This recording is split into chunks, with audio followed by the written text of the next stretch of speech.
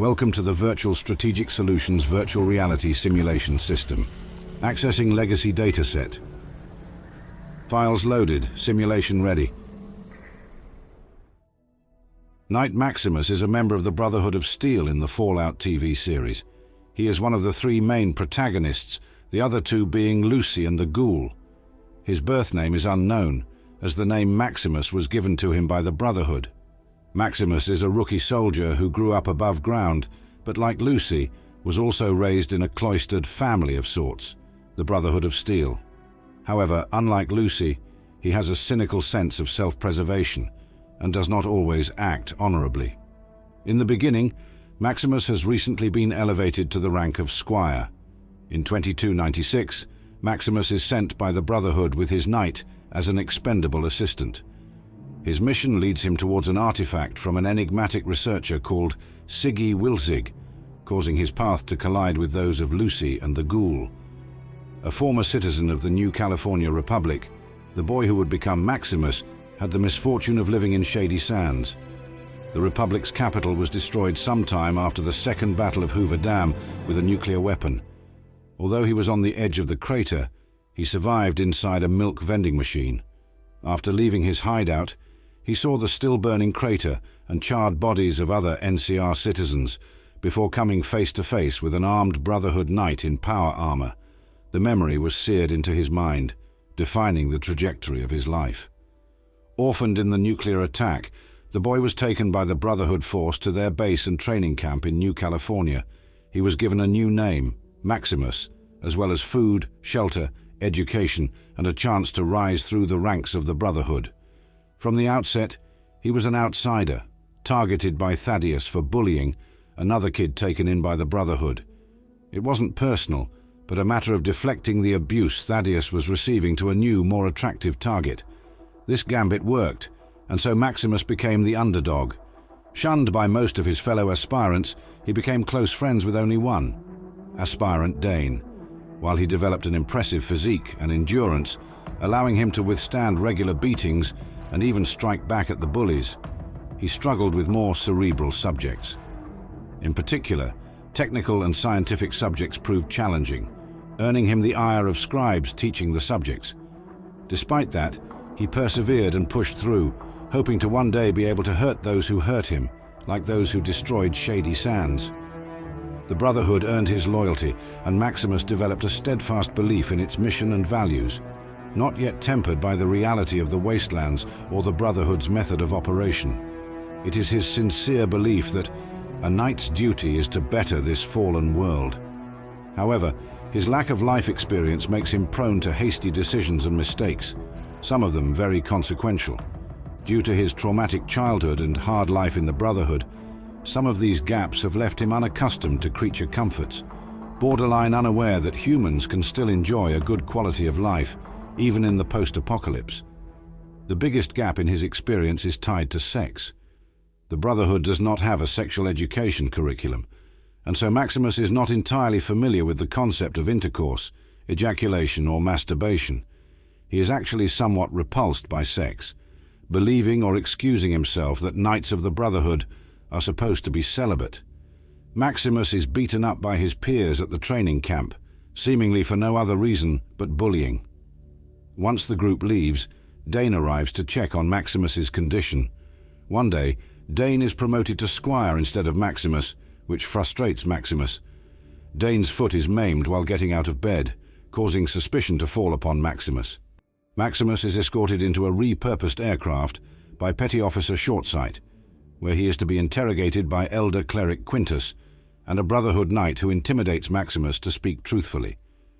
When Quintus questions Maximus why he joined the Brotherhood of Steel, Maximus says, "To hurt the people who hurt me." Quintus informs Maximus that his fellow aspirants have accused him of orchestrating Dane's maiming. Maximus denies it, but Quintus asks him if he has the ambition to advance in the Brotherhood, and why he would not desire such an outcome on arrival. Maximus admits that he did want Dane to be injured so he could take their spot, but he maintains that he did not do it. Quintus lectures Maximus that violence against a fellow brother is a sign of weakness and asks Maximus if he is weak. Maximus replies that he doesn't want to be. When given a chance to give any statements in his defense, and feeling that his defense may not be enough to be found innocent, Maximus thanks the Brotherhood for his guidance, giving him a home and a place in the world. Maximus looks at Quintus and says, "If I can help the Brotherhood make it the world better, Eden or whatever, even if it means giving my own life, I'll do it, and I'd be grateful to the Brotherhood for giving my life meaning."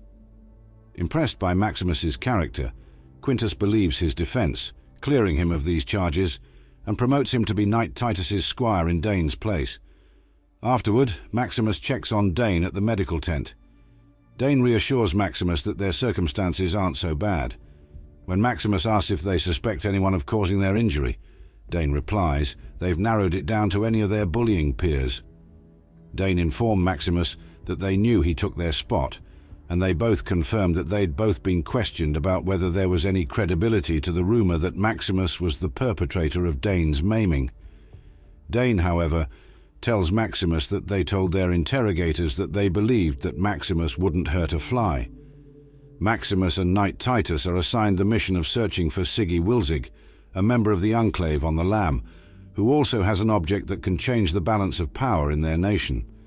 Maximus soon learns that Knight Titus is callous and a bully, since he would order Maximus to perform demeaning work, such as cleaning his codpiece. While en route to their ordered destination of Philly, Titus spontaneously orders the vertibird they were flying in to drop them off mid-flight, because he is bored and wants to kill something.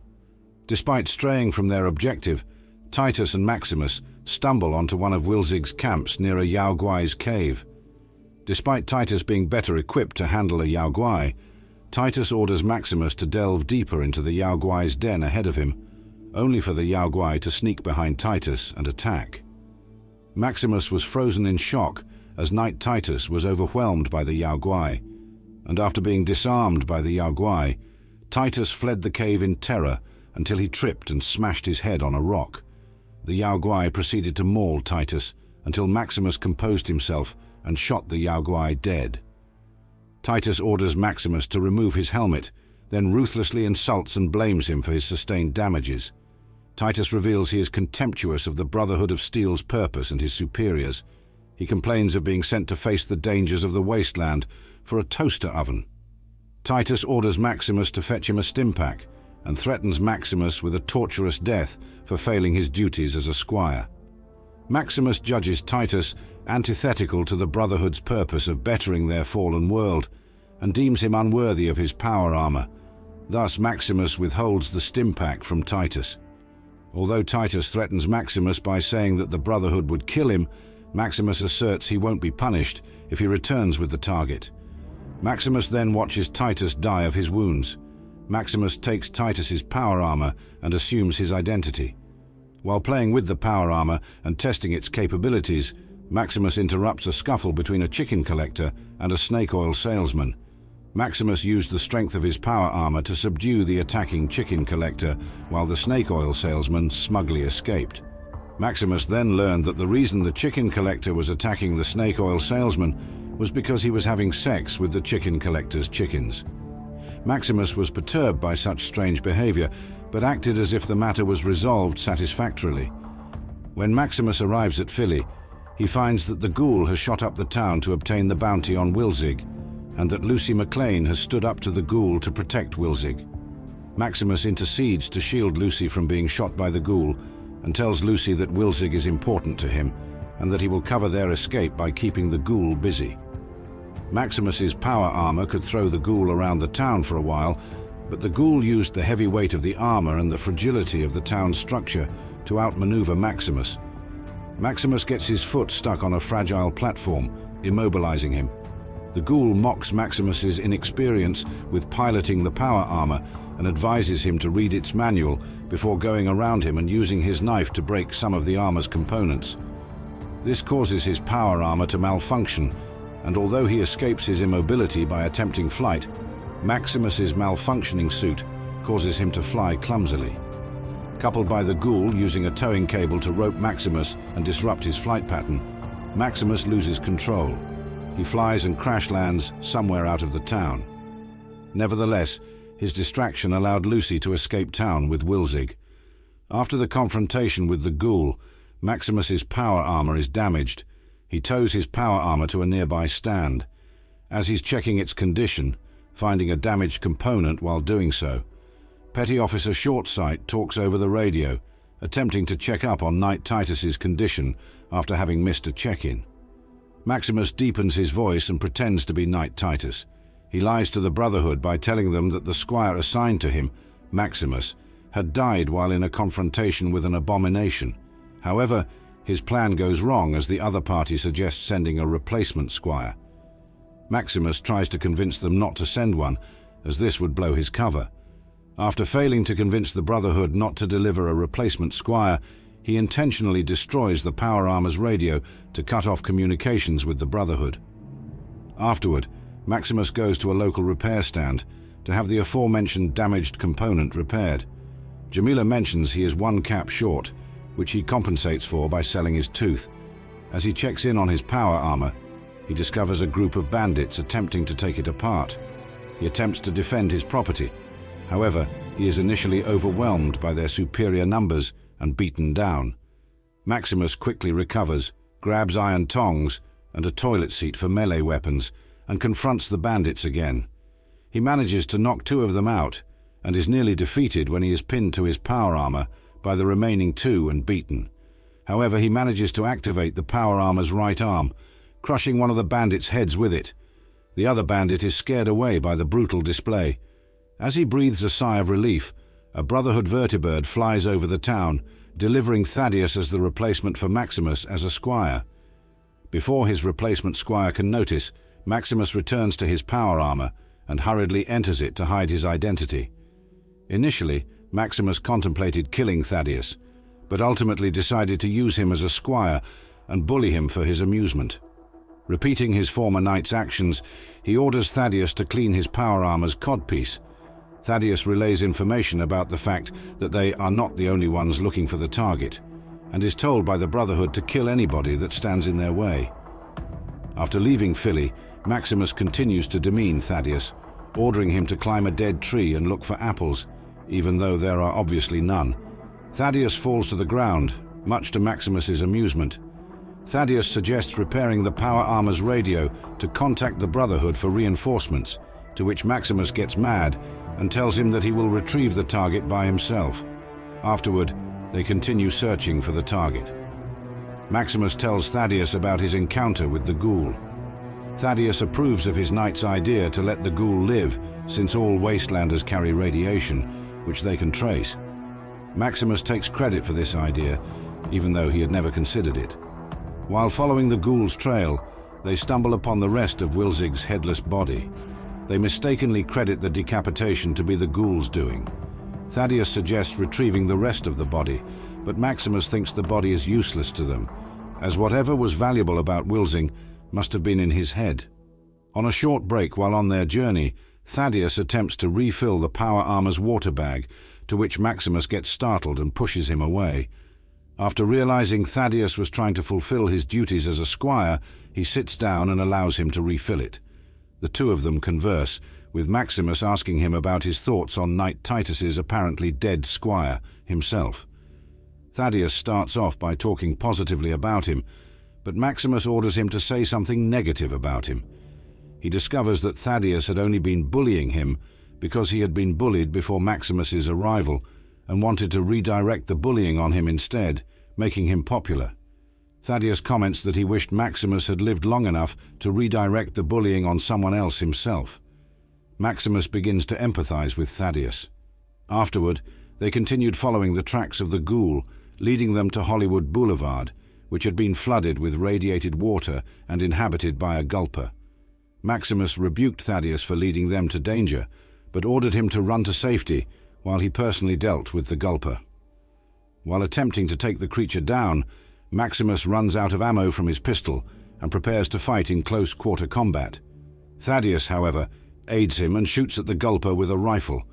However, this alerts the gulper to Thaddeus's location, and he is chased down and dragged by the beast.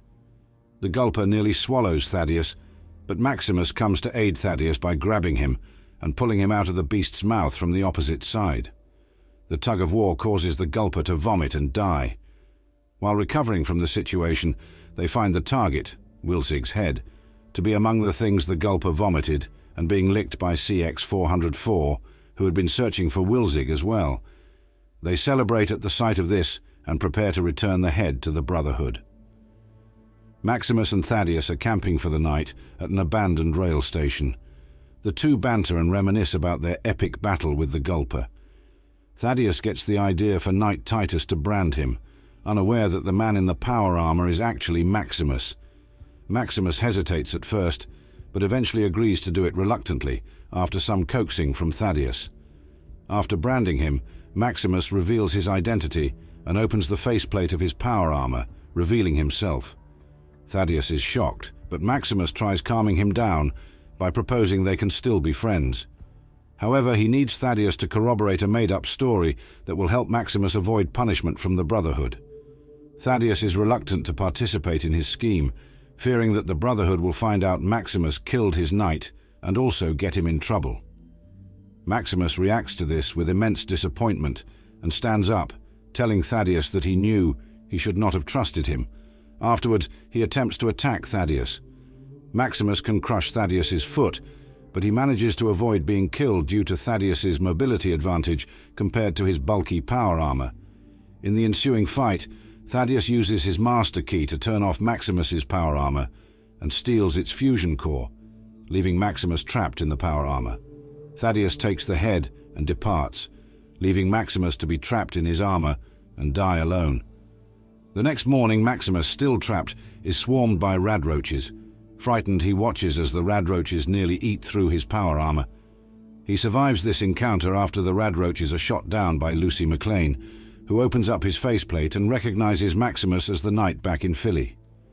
Maximus begs her to open his power armor and let him out, telling her someone had stolen his fusion core, but Lucy hesitates to free him. She asks if he remembers the man she left with, who Lucy describes as with the glasses and the whole body. Maximus is aware of Wilsig, as he is also searching for him. Lucy then informs him that she too is looking for his head. Lucy starts to vomit, which Maximus diagnoses as radiation sickness. He tells her that he has Radaway in his sleeve and that she can have it if she lets him out. Lucy is once again hesitant, telling Maximus that practically every person she has met on the surface has attempted to kill her. Maximus once again tells her that they would die if she did not let him out. When Lucy asks for his name, he lies to her by telling her that his name is Knight Titus. Lucy then opens up Maximus's power armor and frees him. Lucy correctly identifies the model of Maximus's power armor as the T-60, which she recalled that the US Army started using them after the Battle of Anchorage. She comments that she had only seen them in old engineering manuals and never in real life. Lucy suddenly faints and is caught by Maximus. She wakes up sometime after Maximus administers Radaway to her. He comments that he had never known that people lived in vaults. Lucy asks him what he thinks are in the vaults, if not people, to which Maximus replies with monsters. Lucy responds by telling him that the rumor he heard is incorrect and that the vaults are inhabited by regular folk like her. Maximus says that his squire stole something vital to the Brotherhood and that he has to go after him. He attempts to depart before Lucy stops him. She tells him she has a tracker that will lead them straight to the head, which she correctly assumes is what Maximus is looking for. She offers to travel together with him and to catch up to Thaddeus with her tracker, retrieve the head, and return it to the Brotherhood. In exchange, the Brotherhood will lend her 5 or 6 knights who will assist her in rescuing her father. Maximus is reluctant at first, but is reassured by Lucy that he can trust her. Lucy claims that vault dwellers like her are honorable, and that she comes from a place where the worst anyone can do to someone is forget to say thank you. Maximus comments that it sounds like a nice way to live, with Lucy reaffirming his sentiment. They both shake hands on their deal and depart together. As they walk down a railroad line, Lucy asks Maximus to give her history of the last 200 years. She claims that she knows about the Great War, the bombs falling, and the 320 years of American history before then, yet she needs help with the last 200 years after the bombs fell. Maximus responds that the bombs fell when he was a kid, to which Lucy asks if that's what they tell him in the Brotherhood. Maximus responds by saying that she is the one who grew up in a box underground.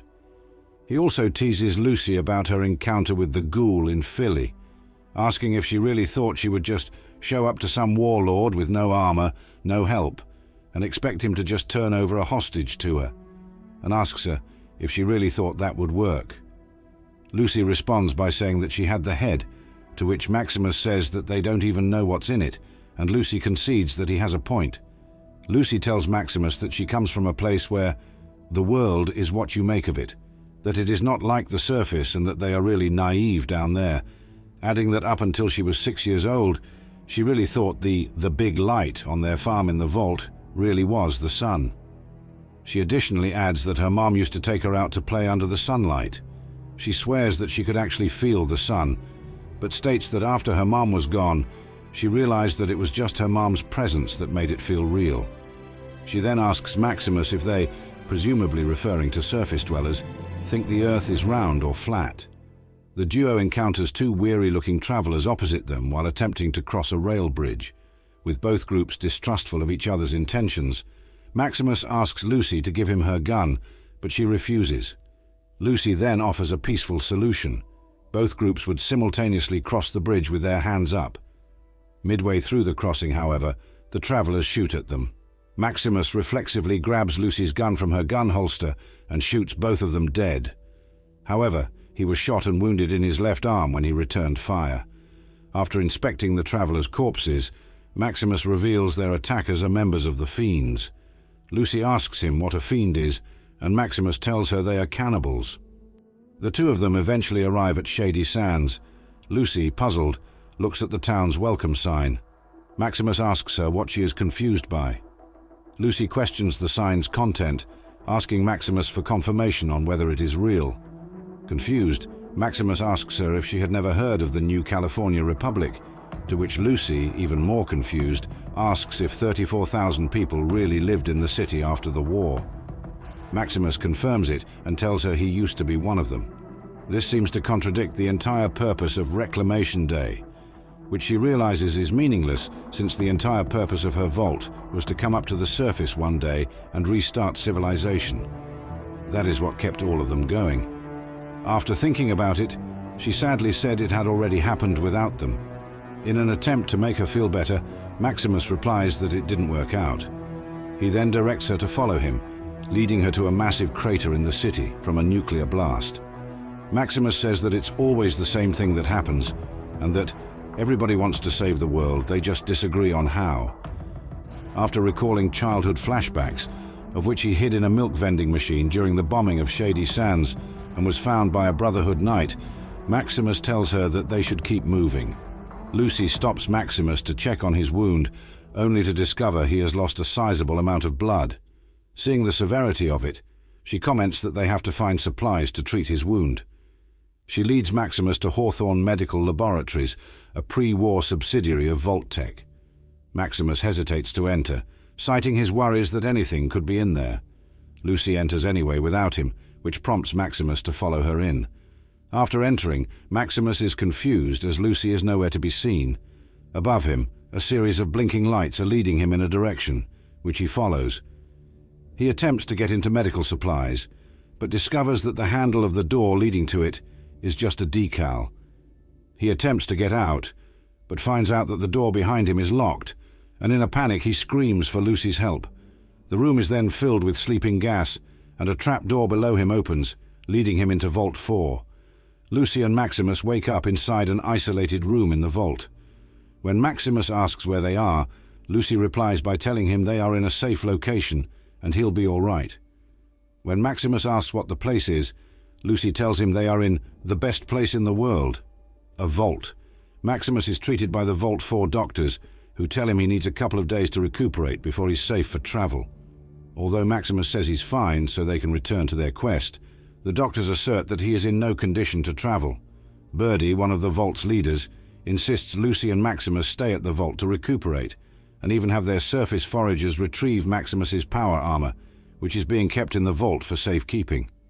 Lucy and Maximus are taken to stay in a quarantine room for a few hours to ensure that they don't track in any contamination into the vault. While in quarantine, Maximus mentions to Lucy that she smells good. Noticing that Maximus is attracted to her, Lucy invites Maximus to have sex with her. Having never received any sex education, Maximus grew up being afraid to use his genitals, as he came to believe that sexual responses like arousal and ejaculation were likened to a pimple popping and were considered weird. Lucy reassures him that such sexual responses are completely natural and even encouraged. Even so, Maximus shyly said the Brotherhood of Steel wasn't supposed to participate in such activities. Later, Maximus and Lucy eat breakfast at the cafeteria. Maximus suspects the vault dwellers are trying to trap them and urges them to leave. Lucy trusts them since a lot of them are survivors of Shady Sands. She also reminds Maximus that he needs time to recuperate, so they can't leave. Maximus accuses Vault 4 of being a cult since they are all so happy and content, yet Lucy argues they are that way because the vault is a safe place and the people there look out for one another, especially since they all recognize that they need each other. Lucy holds Maximus's hand and likens the intimate bond of the vault dwellers to the one they have with each other. Lucy is later introduced to Overseer Benjamin, who only has one eye. When she notices that many of the vault dwellers have mutations, Lucy becomes suspicious of them, although Maximus seems more concerned by their happy behavior than their physical differences.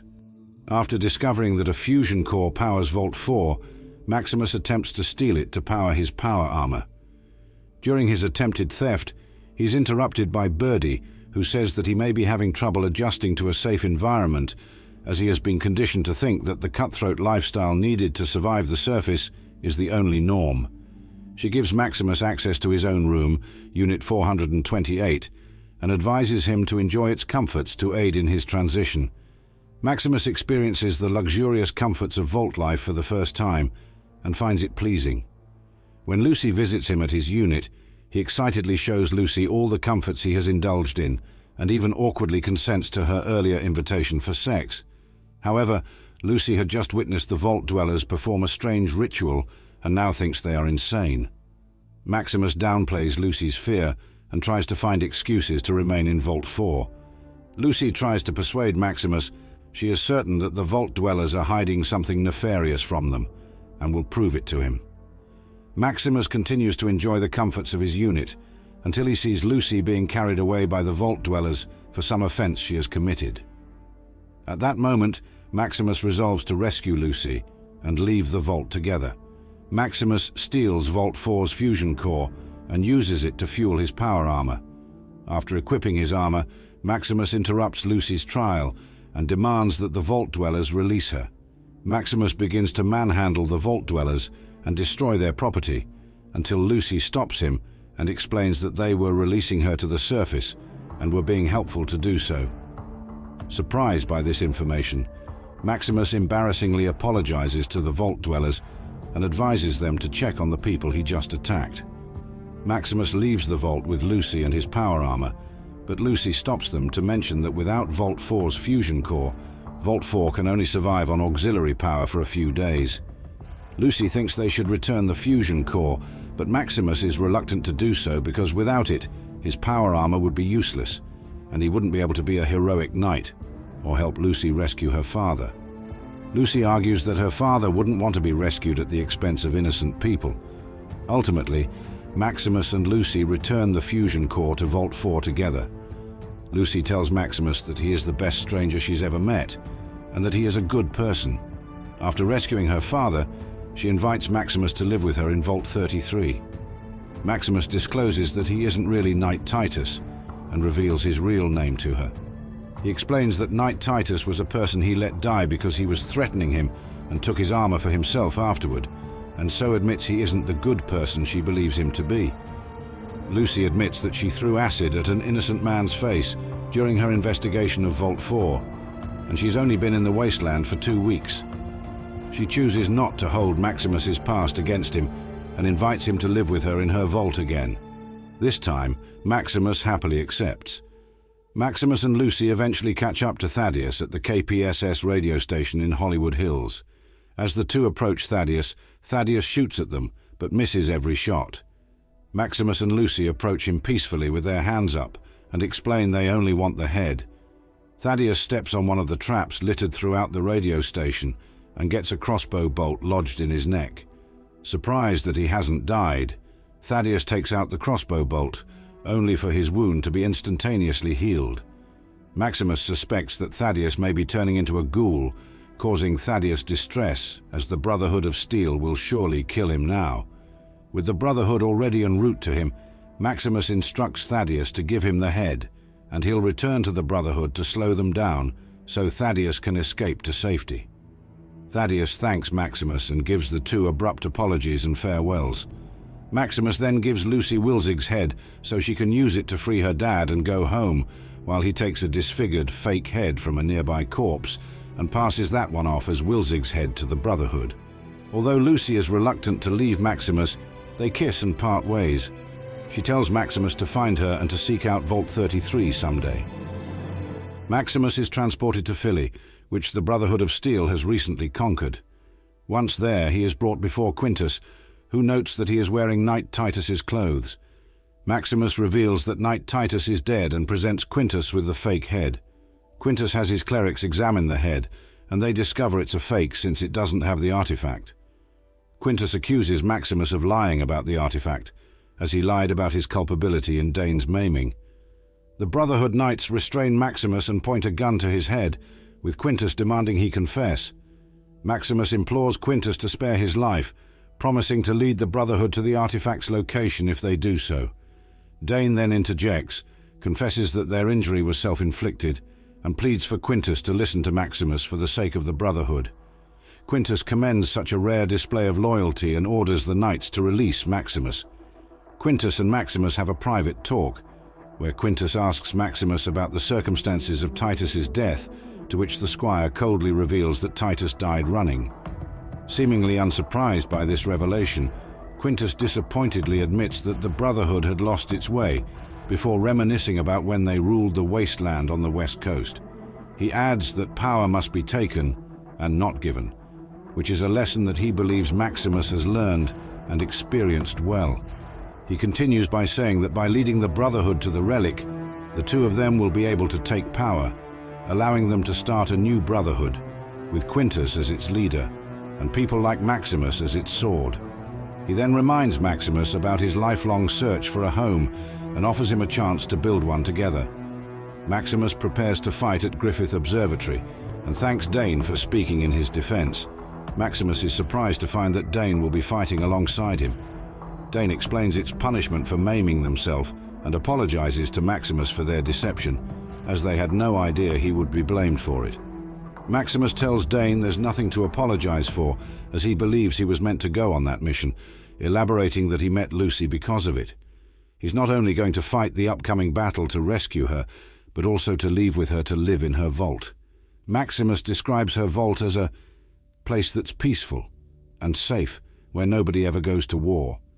Dane replies that there is nowhere that's safe, and there is no leaving the Brotherhood, even though they wish there were. Maximus fights in the battle to take the observatory. After defeating Lee Moldaver's NCR forces in the courtyard, during which Maximus shoots at least one NCR soldier, Maximus's squadron breaches the observatory. Once inside the observatory, Maximus's squad is ambushed by the ghoul and suffers heavy casualties. Only Maximus is shown to escape, and the others' fates are left unseen. One of the knights the ghoul decapitates inadvertently breaks through the control room doors, where Lucy and her father, Hank MacLean, are being held. Maximus enters the room, frees Lucy's father from his cage, and proceeds to try to shepherd Lucy to an escape from the battle. Lucy stops him as she refuses to return with her father, who she reveals was responsible for the bombing of Shady Sands. Enraged by this information, Maximus attempts to attack Hank, but Hank has equipped the fallen Brotherhood Knight's power armor and knocked Maximus out. When Maximus regains consciousness, he notices that Lucy and her father have disappeared. Moldaver, who was grievously injured with a gunshot wound, arrives to activate the artifact and uses it to create cold fusion. With the cold fusion reactor activated, Maximus and Moldaver watch as it powers Los Angeles with unlimited energy. Moldaver insinuates that the Brotherhood of Steel will abuse the unlimited energy that they will acquire after the battle. She warns Maximus about what the Brotherhood would do with unlimited energy, and entreats him to try stopping them if they are corrupted by their newfound power, but is uncertain if he will succeed. Ultimately, she concludes that his trying is all anyone can expect of him. Moldava succumbs to her wounds and dies. Dane finds Maximus with Moldava's corpse and asserts that he killed her. Maximus attempts to correct Dane, but they have already started spreading the narrative to the rest of the Brotherhood forces present, and begin calling for Maximus to be promoted to Knight Maximus for the feat. Hailing Maximus as a hero, the Brotherhood forces begin chanting for all to hail Knight Maximus, though he is no longer happy about it like he may have been in the past. Maximus is someone who needs something to believe in to keep him going. He is said to be someone who yearns to cling on to something powerful, such as the Brotherhood, because it makes him feel more capable than he is on his own. He will do anything to further the Brotherhood's goals of bringing law and order to the wasteland. He is experiencing internal conflict and is said to be someone who has a war going on within himself. His biggest fear is weakness, and he seeks power as a means to shield himself from the violence and dangers of the wasteland. Maximus has a tendency to think in the moment and not think critically in his situation or plan ahead. For instance, disguising himself as Knight Titus rather than simply claiming he fell in battle, which leads to the assignment of his rival Thaddeus as squire, necessitating that he keep up the ruse. Or when he assumes that Lucy is to be executed in Vault 4, and he rushes to his power armor when she'd simply been exiled. This could also be inferred from his belief that the Great War and its atomic bombings refers to the destruction of Shady Sands, and his misconceptions regarding sexual intercourse. He also displays poor charisma on multiple occasions, such as failing to convince a repairwoman to fix a part at a cheaper price, or to convince Thaddeus to work with him on his impersonation of Knight Titus, or trying to proposition Lucy. Despite holding up the Brotherhood's ideals, he admits his primary motivation for fighting for the Brotherhood is to hurt the people that hurt me, and displays an eagerness to escalate to violence. He deals with a lot of pent-up anger as an initiate when doing latrine duties, refuses to de-escalate crossing paths with a pair of wastelander cannibals, and contemplates harming Thaddeus when he has been assigned his squire under the guise of Knight Titus. While seeing Thaddeus grovel before him as squire, he reconsiders but continues to demean him with pointless tasks until Thaddeus reveals sorrow at Maximus's informed passing. However, Maximus was still willing to attempt to murder Thaddeus, crushing his foot, when he fails to convince Thaddeus to maintain the fiction of his assumed identity, despite both having saved the other's life in an encounter with a gulper. Perhaps correspondingly, when shown the comfort, safety, and relative luxury of vault life in Vault 4, he becomes willing to settle down and integrate into the community, abandoning his post with the Brotherhood and his mission. However, when he thinks that Lucy's life is in danger, he goes to intervene knowing that he will no longer be able to stay in Vault 4. He likewise displays a callousness to the survival of Vault 4, having stolen their fusion core and wanting to keep it to maintain his T-60 power armor after having been banished from the vault. But Lucy still manages to convince him to return it. However, Maximus also demonstrates an altruistic side, idealizing Brotherhood Knights and their role in protecting the wasteland and being gravely disappointed by Knight Titus being unable to meet that standard.